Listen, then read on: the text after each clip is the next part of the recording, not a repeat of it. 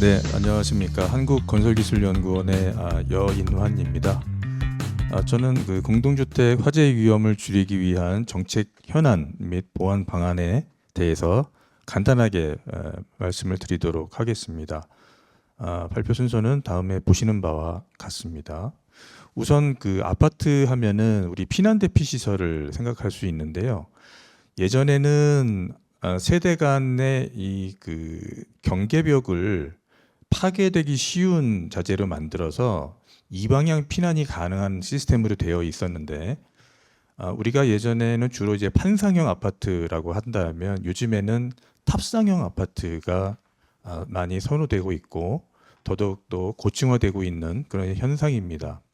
그래서 그러다 보니까 이방향 피난이 곤란한 그런 상황이 됐고, 특히 2005년에 발코니 확장이 합법화되면서 이방향 피난 문제가 실질적인 애로사항으로 대두가 돼서 그 대피 공간이라는 그런 시스템을 만들므로 해서 사람들이 일정 기간 머물 수 있는 공간을 만들도록 이렇게 건축법에서 만들어져서 운영이 되고 있습니다만, 그 대피 공간 역시 만들기 좀 곤란한 경우에는 하향식 피난구 내지는 대피 공간의 대체 시설들을 만들어서 건물 외부로 피난이 가능하도록 이렇게 건축법이 운영이 되고 있습니다.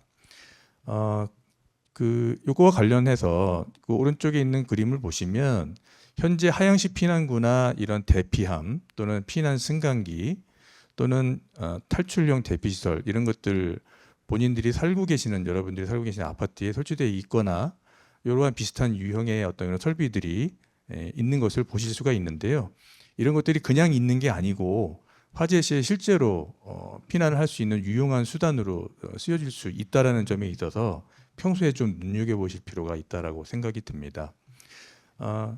제도 보완과 관련해서 검토 의견을 좀 드리면, 대피 공간의 설치 위치는 가 구체화되어 있지 않은 부분들이 좀 있는데요. 주방 옆이나 이런 위험 공간은 설치하지 않도록 할 필요가 좀 있다라는 생각이 들고요. 그다음에 하향식 피난구 설치 위치가 대피 공간 내에 설치해야 되는 것처럼 이해될 수 있도록 그렇게 되어 있는 면이 있는데, 이 하향식 피난구는 대피 공간을 대체해서 하는 설비이기 때문에 대피 공간 내에만 꼭 설치해야 되는 것은 아닙니다. 그래서 관련된 규정에 좀 보완이 필요하다고 생각이 듭니다.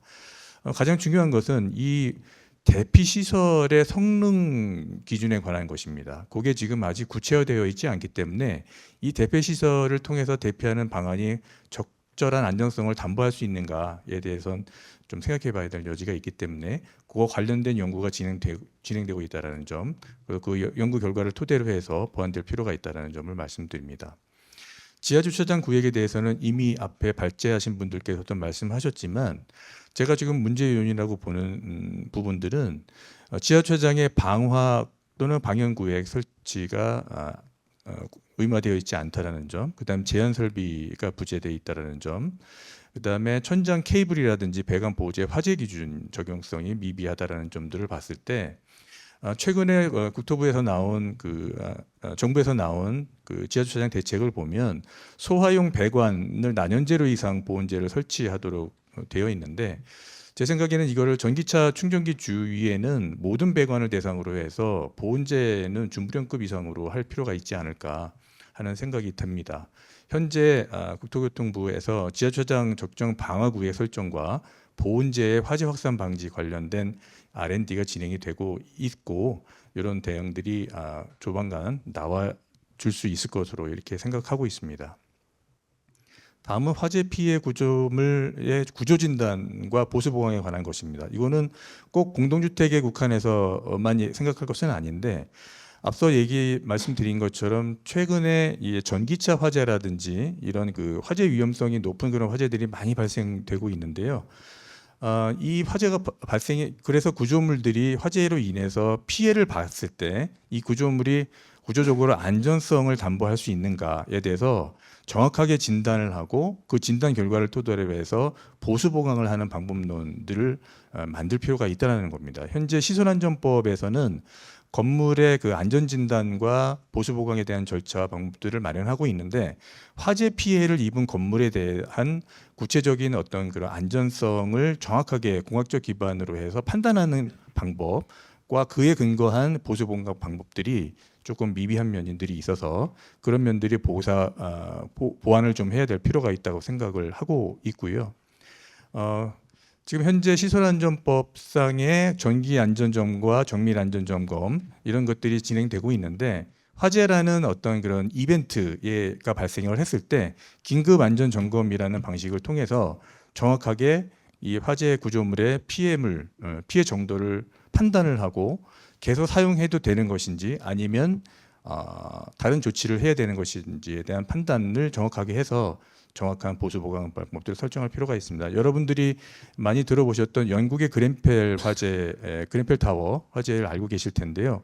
그 건물도 결국에는 다 철거하는 것으로 결론이 나서 올해부터 2월부터 그 건물 철거 작업을 지금 진행을 하고 있습니다. 물론 아파트 공동 화재가 90%는 당해층에만 국한되고 건물을 전부 철거해야 될 그런 예외는 경우들은 거의 극히 많지는 않을 것입니다만 정확한 그 진단에 근거한 보수 보강은 필요하다. 그런 절차들을 만들 필요하다는 점에서 말씀을 좀 드리고 싶습니다.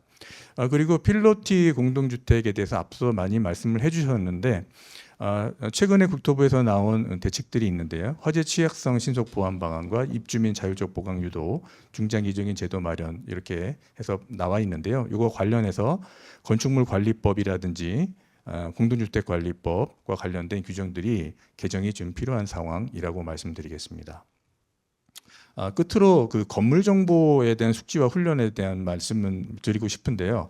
화재 피난이 그 무조건 대피가 아니라 상황을 인지를 정확하게 하고 그거에 근거한 선택적 대피가 필요하다는 말씀을 앞서서 많이 해주셨는데요. 그게 가능하려면 평소에 내가 살고 있는 아파트의 건물이 어떻게 지어져 있고 피난이 할 수 있는 경로가 어떻게 되는 것이 평소에 많이 유심히 보고 숙지를 해 놓으실 필요가 있다는 점이 매우 중요하다고 생각이 들고요. 그런 점들을 기본으로 인식한 상태에서 평소에 훈련이라든지 교육에 많이 노출될수록 이벤트가 발생을 했을 때 생각보다는 몸이 먼저 반응을 해서 안전하게 피난할 수 있는 그런 경로가 활용이 될 수 있을 거로 이렇게 생각합니다. 그래서 평소에 내가 살고 있는 아파트에 내가 어느 층에서 어떤 조건에서 있고 내가 화재가 났을 때는 어떤 정보에 의해서 어느 쪽으로 대피를 하면 되겠구나라는 것을 마인드 컨트롤 또 이런 생각들을 좀 평소에 많이 해볼 필요가 있다고 생각이 됩니다. 네, 이상 마치겠습니다.